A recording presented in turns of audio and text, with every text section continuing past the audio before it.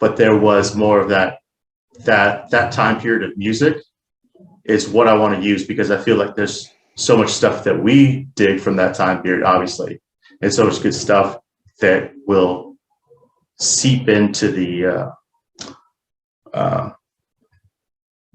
emotional resonance and nostalgia of our potential peer group. Sure. And our listeners. Right. Because I would think that, well, obviously that's our target demographic, right? Like people our age. Yeah. So that it could makes be a sense good idea from that perspective. It could be a good idea to creatively conjure and express like specifically what our target demographic is, and we get terms out in the open about like what we're after, and then it could help. Can you elaborate on that? Yeah, like specifically targeting the live, laugh, love moms with a background in an authoritarian existence that have an inclination to be or be married to a cop. So that, just a specific type of mom, but like specifically describe types of people in just a free-form jam session of ideas when it comes time to putting out more material for advertising ourselves and to better put together our package to make it look nicer. Something that we wouldn't publish out loud as much as it would help us get on the same page. Because, I'm often... Is that along the lines of like indie sleaze, like a visualization of a certain attitude or... type of guy. Type of person. I was just going to say that. Yeah, something along those lines. Because that would help us like sync together with the magical fun stuff that comes together from the ongoing project. I believe there's a good balance we can find between just doing it and having those elements of like preparation from a marketing or content perspective. Yeah, because we're just doing it. And my brain's, of course, warped and twisted from a moment in my youth, just heavily diving into like self-actualization podcasts and books and audiobooks, especially. So it's a way for me to talk about it, but of course, I mean it as chill as possible, in the most chillest of forms. Ain't no suit and tie over here, brother. No shoes, no shirt, no problem. No, nothing. There's not, after that black shirt, there's just nothing. That's what it says on my front door. Any naked person is welcome. I feel like you're setting yourself up for disappointment. Come on. It's like going to a nude beach. You might have high hopes. But reality is a different story. Yeah. So do you want to share the slides? You want me to? Yeah, I've been not at all pulled that up. I've just been working on my Mark Wahlberg masterpiece. It's going to take a long time, but and we got our Patreon up too. I haven't opened it, but I saw the email. I had to email those clowns. Are we approved? I added the link to our YouTube, so I think we're approved. Yeah, because we weren't. That was annoying. It's good. It's good. Because I think it was taking longer than it usually does, because I was like looking up what people's responses were on when they've, some people like, it's like the same day, but ours is taking a couple of days. I was like, this seems wrong. So put yourself in the shoes. Put yourself in the shoes of the Patreon. Put yourself in their shoes. They've got a request from a group called Garbage Juice. Yeah. To approve their request to receive money from their platform's users. There's very information on these characters. Whatever you can find doesn't seem to be very encouraging. And now you have to make a distinction if you're going to let these people, if you're going to let them interact with your user group. I was also thinking maybe if we didn't put up an episode, but because we put up an episode, they had to watch it. I was thinking about that, if they actually had to watch. So we've had 6 views on the first episode, I think. Sick. One of those is Patreon. I have no doubt. Okay. Yeah. So they had to watch it, which is a funny job if you're someone that has to do that, right? They're like, because you never know. There's some random nudity, some real disgusting stuff. Because they have to vet everyone who comes on their platform, right? Yeah, I don't think there's any other way. Someone's putting out videos of them expanding their butthole onto the YouTube and looking for someone to support that.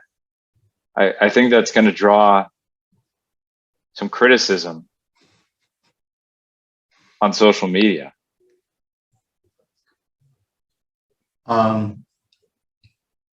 Let's take that concept and let's gate that open for a second.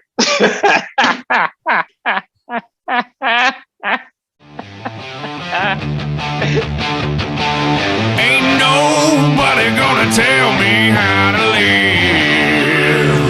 live. Pause for laughter. One thing I thought about the other day is trying my best also to not step on you while you're talking, like not talk over you. And it seems like when the pros are doing it, and it's like a group setting, like more than, one person talking, like I often think about how good they are at it because it's really, what's the word? It seems easy to just get into the talking over someone, but like also giving room to you to speak and to deliver is like also something I want to practice on getting better at. I didn't notice that as being a problem at all. Yeah, I think we're naturally good at it. And I didn't find that an issue at all. This will be a timeout moment here. I don't know if you saw this document, but I'm gonna put all of our links here. This will be like our own I've seen that. link tree. I've seen that. So we can. And you saw my message. No, I didn't. I missed it. Didn't I send it to you? So I was looking for our Twitter link and I couldn't fucking find it. Like I searched Garbage Juice Podcast Twitter. Because it won't come up until we're. And then I even searched your Twitter because your Twitter is good, and I wanted to put that in to the Facebook about us. Or sorry, the fucking YouTube about us. Couldn't find you either. That's great. So I stumbled upon this podcast and just how it looks, and they're tweeting a lot. It was just super professional, it seemed, the way that they had set it up. They had all the socials going. Did I share it with you? That's a good idea. I saw that message. Yeah, that's a good idea. And this was the way that I did it when I was working at the furniture store and having these accounts and going through this like same rigmarole and like needing to like sometimes somebody will need to log in because they'll want to share something or access whatever reason. So having that like as a central place that we can check on and I can keep updating it. So when there is a new thing, instead of it inundating you with more new thing bullshit, you can check it at the time that's more convenient for you, especially if it's a non-pertinent issue. Like the question is, who has responsibility for setting up all that shit? That's the main question, right? We can tag team it. Yeah. I like the idea of tag teaming, of course. And I like the idea of proving my worth through sheer strength online. Again, can you provide an example of demonstrating strength online? Imagine like your prowess in using the internet. Yeah, internettual prowess. imagine it's like a total Chad, but with a Daft Punk helmet. I know you're seeing it. You're seeing it. Now continue. Someone that gets on the Tron motorbike and races up like an Evel Knievel style jump that is SEO optimization. It's like, here it comes up to the ramp, going to jump 4 mega buses of social media, all in one daredevil act. No one's done it before. A boy can dream. All right. Let's see if you're up to the challenge. Yeah. Let's see. You're setting a high bar, like Tron Giga Chad jumping buses in the network, whatever the land is that people are in Tron. I don't know. The AdSense grid. We should definitely do the thing that like everyone says that you got to do, which is like divvy up the work, right? That's when you get into partnership of any sort, there needs to be clear order. And I thought it was delegation and then blaming. Yeah, I thought those were the 2 stages. I mean, we'll get to a point where we can blame each other in our sleep. I have no doubt in that. We'll get to that point. Until then, better believe it that I'm in a real open. Passive aggressive way. Yeah. I guess open to criticism on myself if it ever were to come up. I don't know. I would. Yeah, I was thinking. Value. Just to follow that up real quick, I was thinking when I went on YouTube and I didn't see our logo on the YouTube page. I was like, of course he didn't do that. Lazy sack of shit. He's probably sleeping right now. He's probably in one of his. See, I'm married, so I get played the passive aggressive game all the time. So I have adapted to it. And I can even do it if I need to. The moment that I try to like start dating again, I'll get whiplash by being bamboozled so hardcore because I've just been living as a guy, as just a dude in my own little chateau in the ghetto. Chateau de la Ghetto. Yeah. Here I am, and whoa, am I in for a whirlwind. Yeah, good news is the divorce is almost finalized. The pandemic it divides. Oh, you were actually our married? Time. Yes, we were actually married. Like legally married. By the court of Kentucky. By the grace of God. Southern, be thy name, till death do us part. I didn't think you actually got married. I just thought you said, this is my wife. That's fair.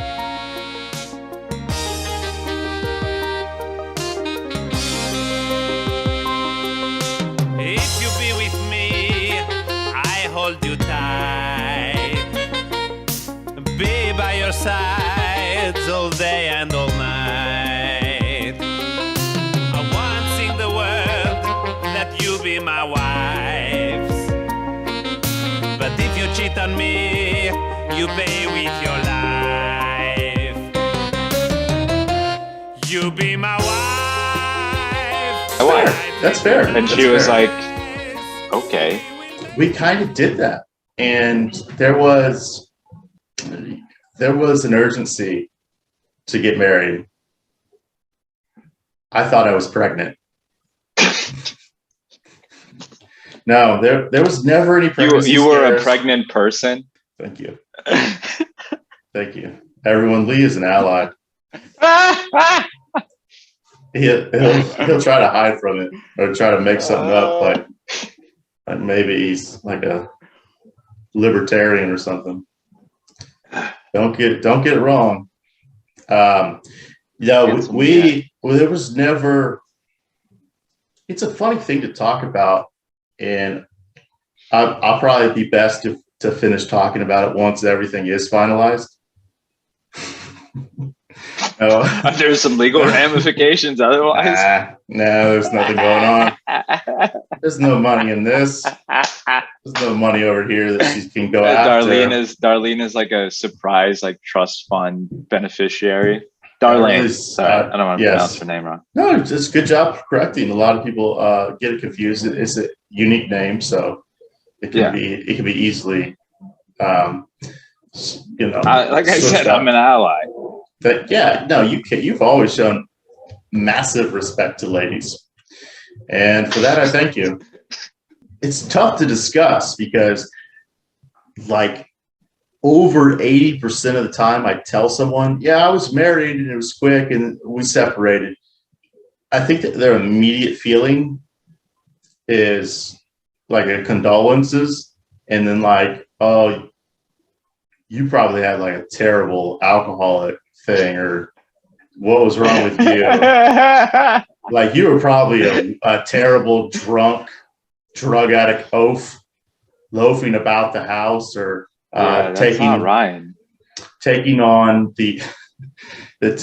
just the role of just a real toxic guy, and she left your ass.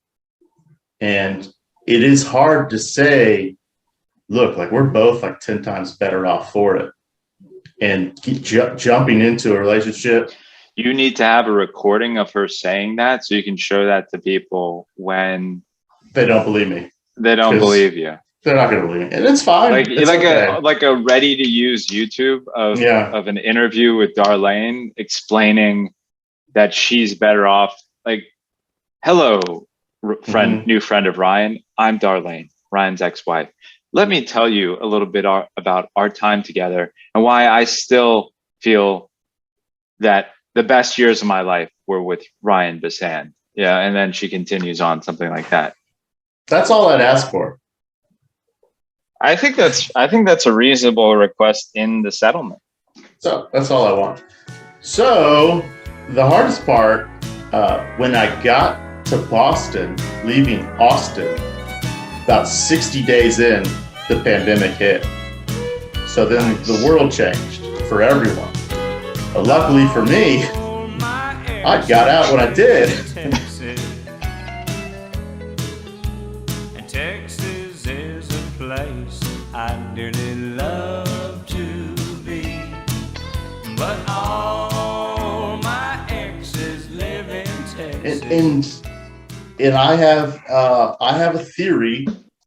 Humans in this country have gotten increasingly more tied to being in a relationship for just means of survival. There is a majority of the country living paycheck to paycheck. When you team up, you can actually work your money in a better, there's no surprise there. So life becomes like slightly more affordable. And I've been living that way since you met me. So there was like a lot of things that I didn't get to like develop myself on my own. I didn't have the necessary like solo development time, because it was just always like survival mode. And then once you're in a relationship, it becomes increasingly harder to separate.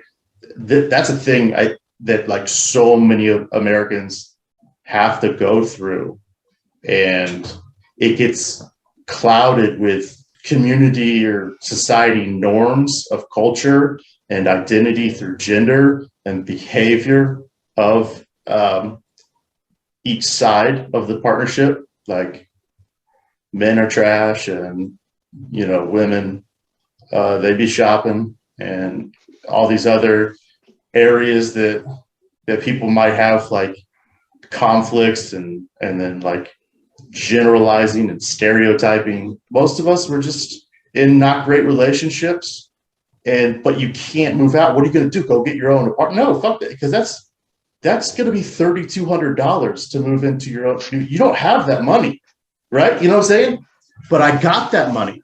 I got that money. Who has that money is a better question. Yeah, exactly. I got that money to leave because at the time that I was going through the Delta process, starting from contract service in Louisville in 2015, moving to Austin for various reasons, transferring my position, getting there, and then working up to full time. And then the company cuts the contract and then hires me back on as a brand new directly employed employee of Delta Mainline Airlines. But if I'm going to start off as a new employee, all new employees have to start off at part-time. So then I got thrown back through this like newly like trying to get yourself back up on your feet. So at that time I started driving Uber, and I rented a car because I had a truck that was going to work. But like Austin's a good Uber town, like a lot of these major metropolitan areas of the US. I was able to make some money, and then I was able to like get out of my house and away from a bad relationship and spend time where I could make money, because I didn't have enough money to go out in Austin, but I could like socialize tangentially in the form of like giving drunk kids, drunk wealthy tech boys and bros and gals rides around and ask them how they're doing or whatever. And you can meet people, you can hang out, and it's fun at times, and it's depressingly suicidal at others. But it like that was like a thing that happened. And then after all the bullshit was like settled around with Delta, then they started saying, okay, well, we got openings around the system, and if you go somewhere, Delta will pay you to relocate. So the money that they give people to like move was enough money for me to not just move, but get into a room just outside of Boston Logan in East Boston, right there, right on the metro line, the blue line rail stop. So I had access to the rest of the city. I left my truck in Texas. I said, see you later. And I was gone like December. And what I was doing is I was flying back and forth, 2 suitcases at a time. I did that a couple times to move all of my shit because I could fly for free. And then I jumped in to started working full time. And then that was going good. And then I could, if I worked like 3 weeks straight, I could take like 4.5, 5 days off. So I'd work like nuts, and then I'd go like 21 days in a row, basically. Yeah. Like a 21/7 or a 21/5 or something. Yeah, exactly. So I could, work all that time. I'd take time off.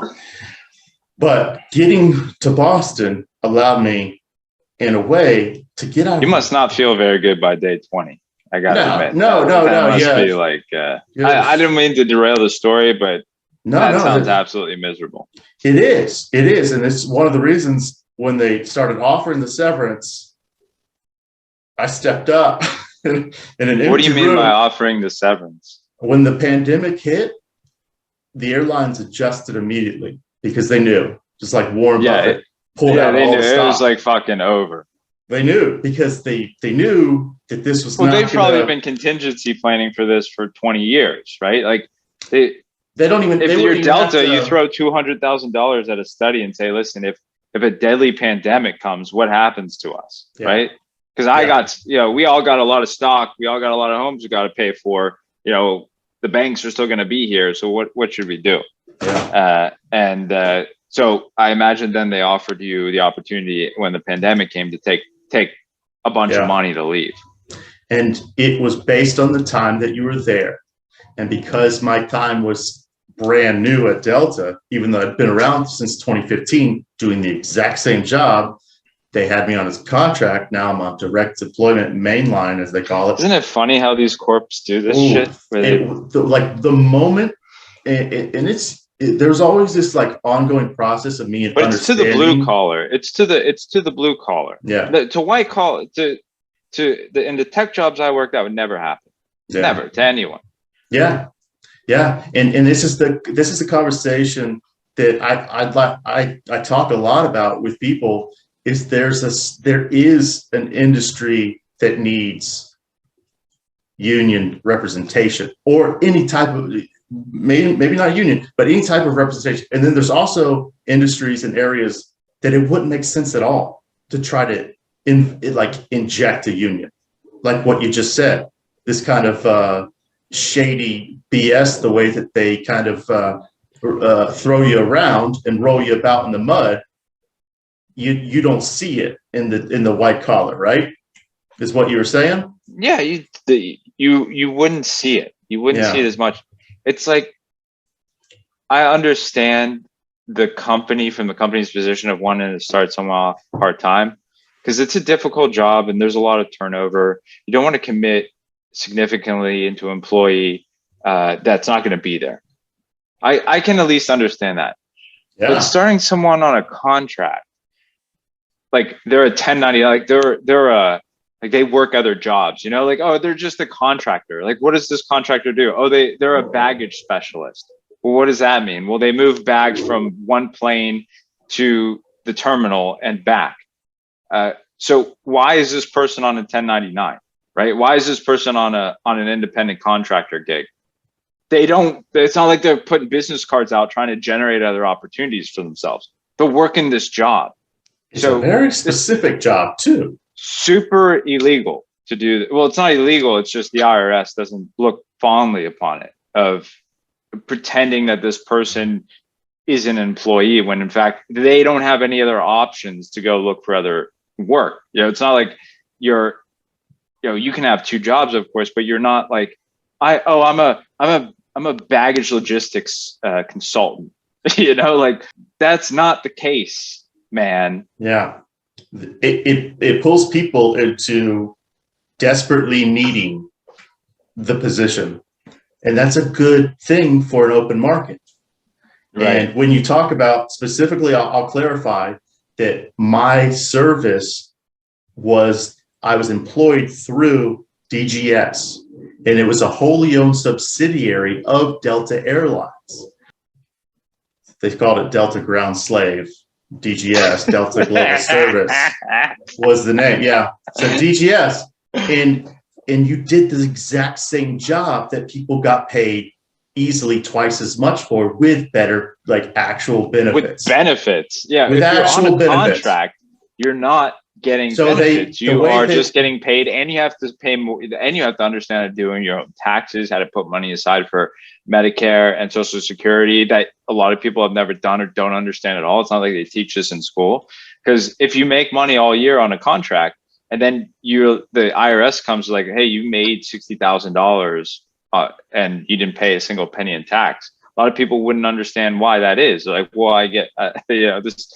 Delta pays me. They do the taxes. I don't know what's going on. It's just another thing, that they just put on people. We don't want to pay those things. And each like learning experience came through time, and for me to pick up on how these things work out. And so, I start 2015, and then at the end of it comes 2020, where I'm in a major city technically it's a hub city for Delta, and it exists to basically be the overflow hub for New York, one of the biggest cities in North America, that has so much of a market that like the two airports can't even handle it when it is up and running at full capacity. You've seen it. So much traffic will get routed, like, from New York outward and from Boston inward, to kind of like provide that extra necessary cushion to keep it from running into the red. So there was this like booming scenario when I got there. They were bringing people in because they were about to add more international routes, and they were about to bring in a smaller aircraft to go transoceanic to get to like the Northwest British Isle, whatever's over there, Ireland, whatever. And you could go, and then, when they fly, they go into the Arctic Circle, right, to keep on the route of airports, to never go without a certain amount of capacity based on the amount of propulsion that one engine could take the aircraft from point to point on fuel or whatever consumption. In case one engine goes down, you still have one that the aircraft only needs one engine to fly. So that's part of their rating system. Doesn't really need any engines to fly, does it?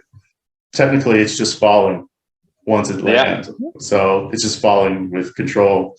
So having like all this new buzz happening and then immediately getting the gut punch that was to the travel industry along with the rest of the world, and then talking to men and women that have been around for a while, and then watching just like old grumpy Boston guys and thinking to myself, like, that's just going to be me. Like it won't change because this is a cyclical thing. Because you talk about the 20-year plan, it's been going on. It's like 5 to 15 years on cue. Because you look back to the mid-20 teens, Delta went through a bankruptcy. And then before that, 2001 was 9/11.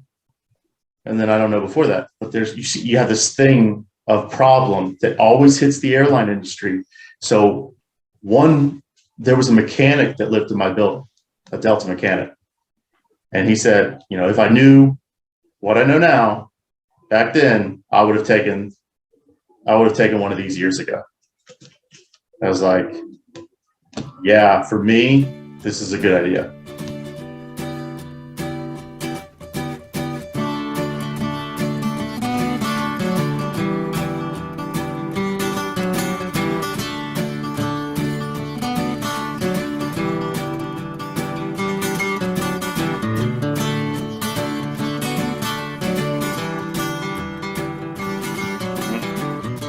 So, I mean, we were talking about you and Darlene, but didn't get resolved. And getting to Boston was great. It was freedom. It gave me a couple dollars. And then for like the first time in my adult life, I could make enough money to like have a little bit of cushion. And so that was great because everything through the transition from like leaving the furniture store to like trying to get to a point where I was making like an adult human wage was a pretty fucking tough road that wasn't made easier with a lot of my choices. And then it wasn't made easier by jumping into a relationship and then having the partner that I jumped in with also have their own plan of what they wanted specifically in their life, where they were like wanting to have a house, and then they're like wanting to have a social life and wanting to have all these things, and then their realization, like, wow, I basically married a vagrant because people think that they're poor, right? People think that they're poor, and then they meet some other, inverse carpetbagger from North Florida, transient. Like, she was never thinking that it was going to be easy, because she was just thinking, like, as she knows hardships that we don't, maybe she's just assumed, But don't let these beautiful blue eyes fool you. This is 100% garbage child grown up to a garbage adult in a world where we're capped off in a way and sidelined from the on average participation of previous generations.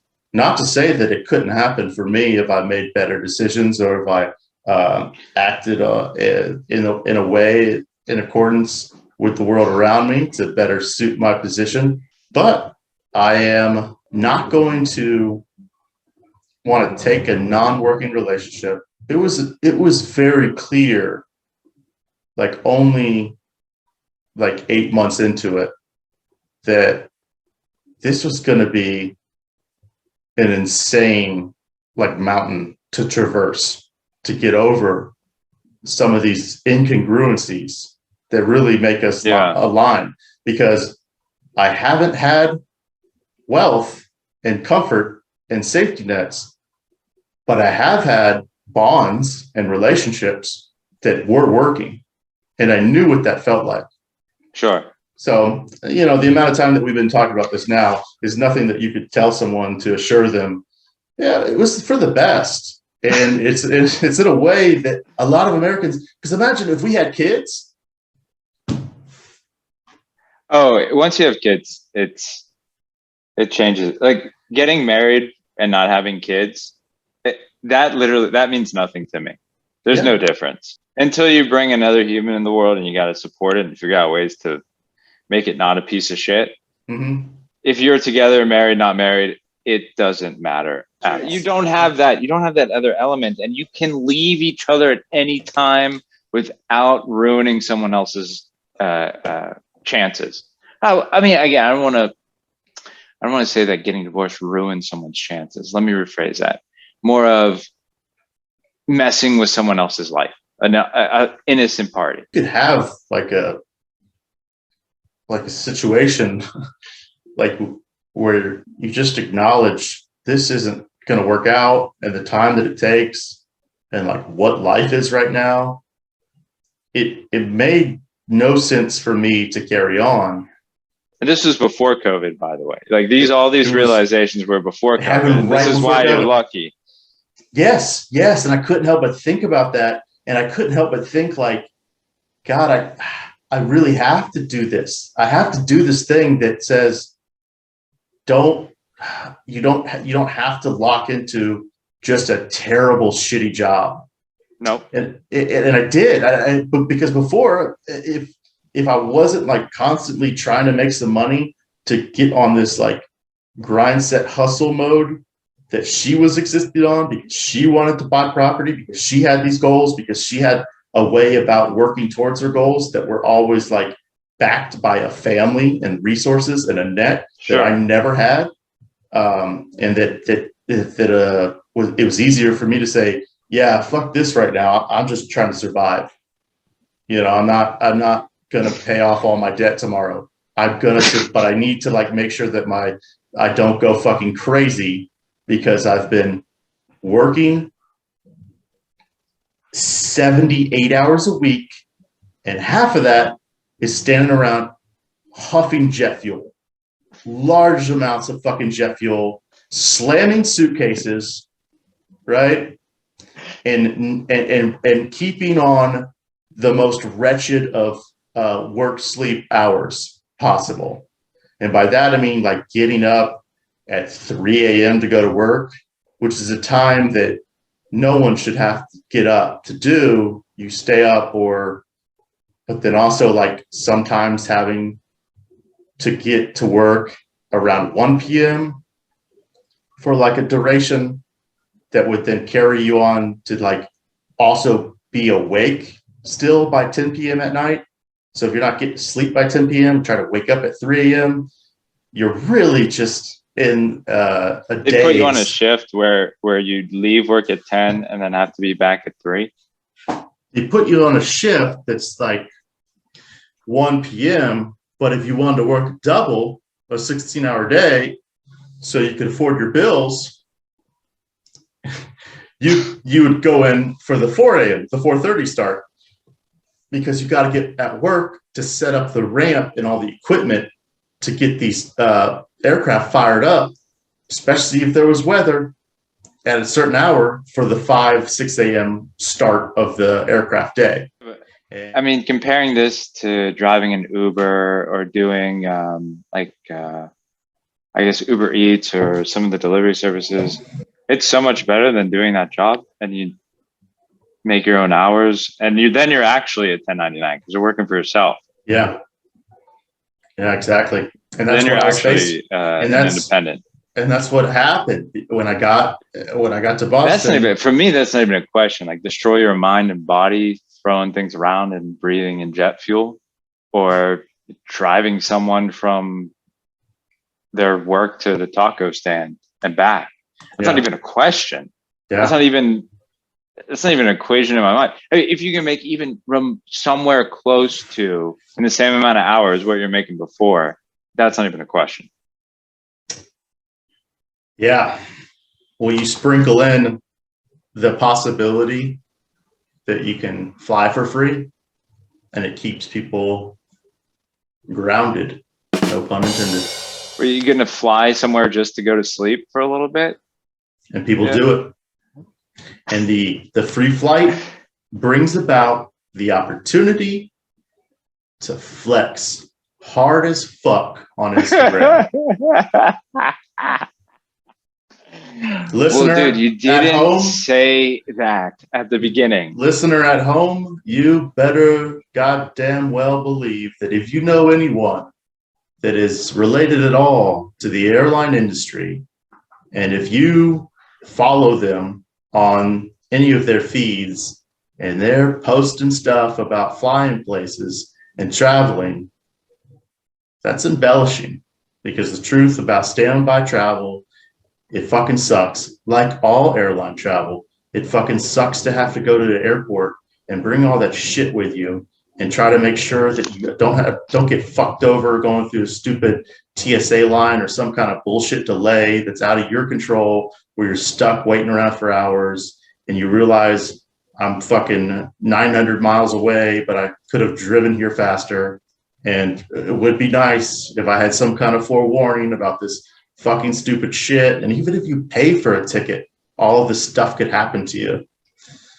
But know that there is the opportunity to do this for free. So people are going to jump on it, make it look a little nicer. Like they got some stuff, and it works because people buy into that. You didn't factor looking really good on Instagram into the equation. So now I got to change. Oh, pick your poison. Do you want happiness, or do you want it to look like you're happy?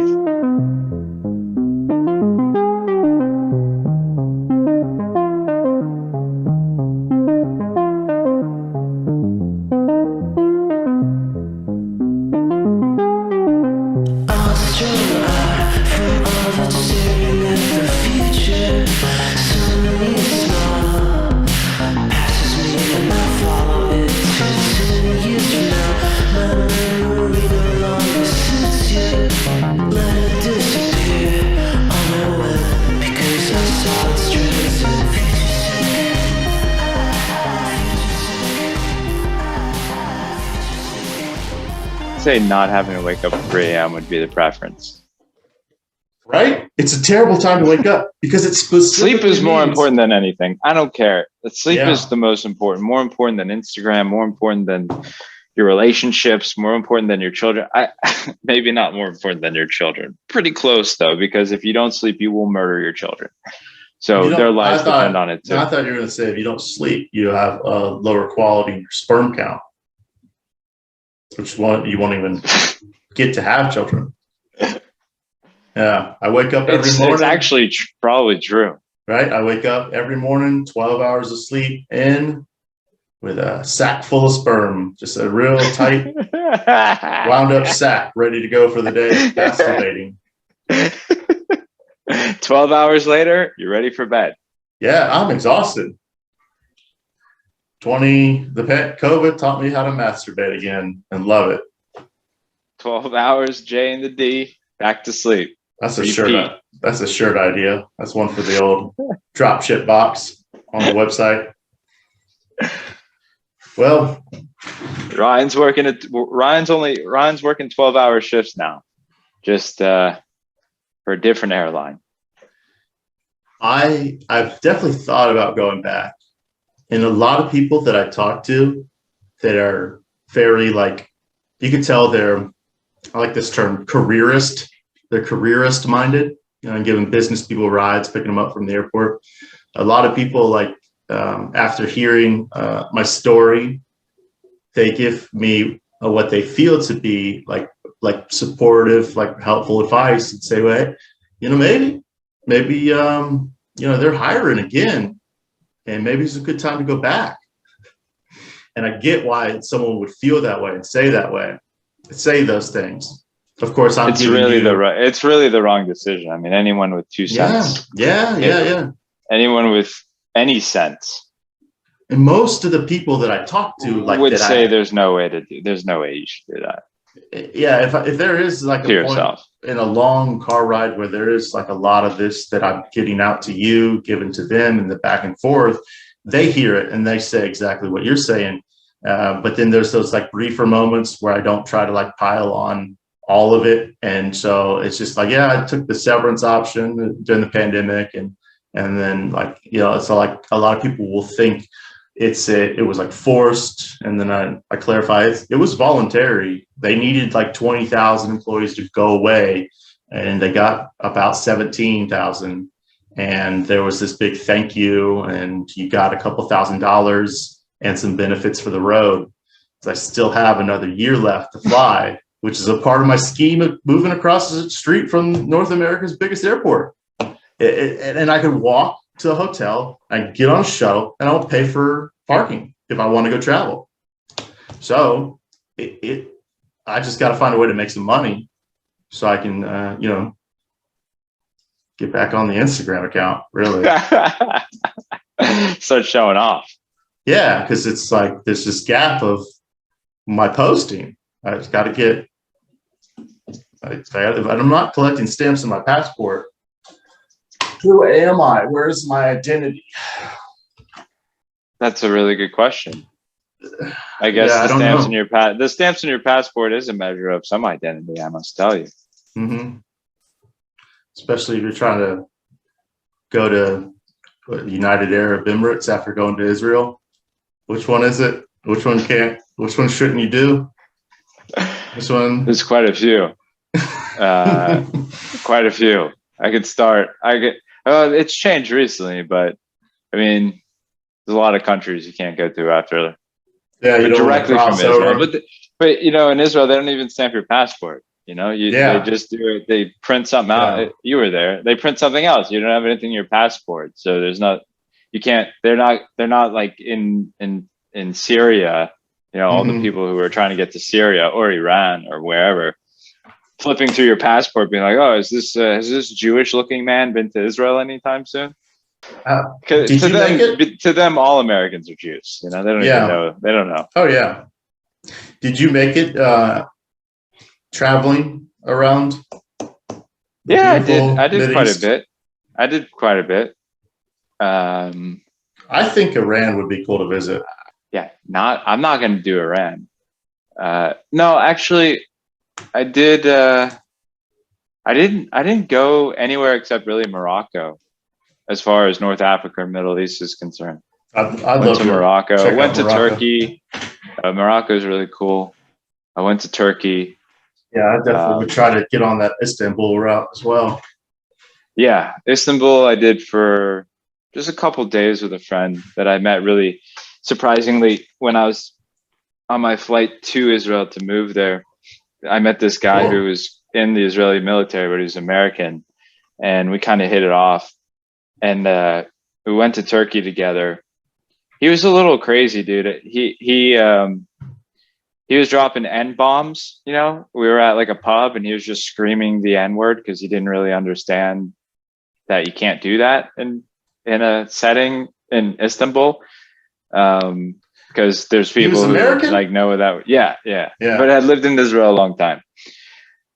He was an interesting guy. But yeah, almost got us killed, I'd say, on the deadly streets of Istanbul. But I did a lot of I did Hong Kong, I did China, I did India, I did a lot of Europe. Obviously, you know, my wife is European, so I've done a lot of Europe. Haven't been anywhere since September of last year, but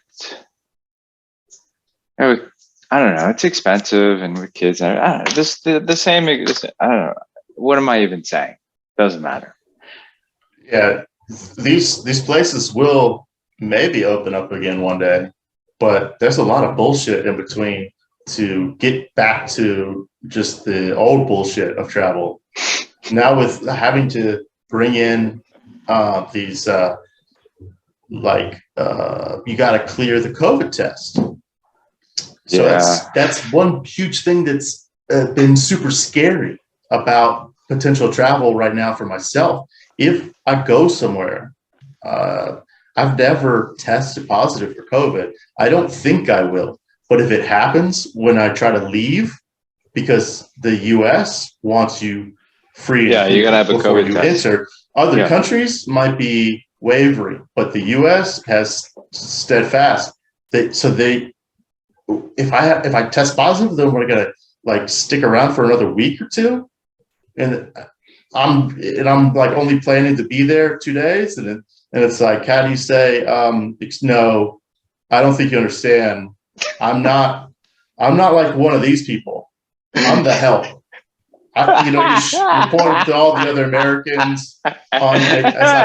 And it's like it come up a lot where I try to say, I'm not like one of these people. I'm just here because I was able to jump in the engine room, stowaway travel, basically. 100 years ago, I would have been one of the Irish guys, blackout drunk, dancing on the floor of a ship, 8 decks below. I saw a post about like all the lights were out on the Titanic when it was sinking. Just to clarify from the images of the movie, and it's like, the images of the movie were definitely like like the lights were still on, but it would be pitch black in the frigid Atlantic that you're sinking into in pure chaos. Had to have been one of the most amazingly frightening moments in all of history. We had a deep kind of understanding so far of where you're coming from and what you've been through recently, but at least you're not drowning in the dark in the North Atlantic with 600 other, countrymen packed into a little deck somewhere, trying to get across the Atlantic to peel potatoes for 3 cents a week. 30,000 tons of wrenching,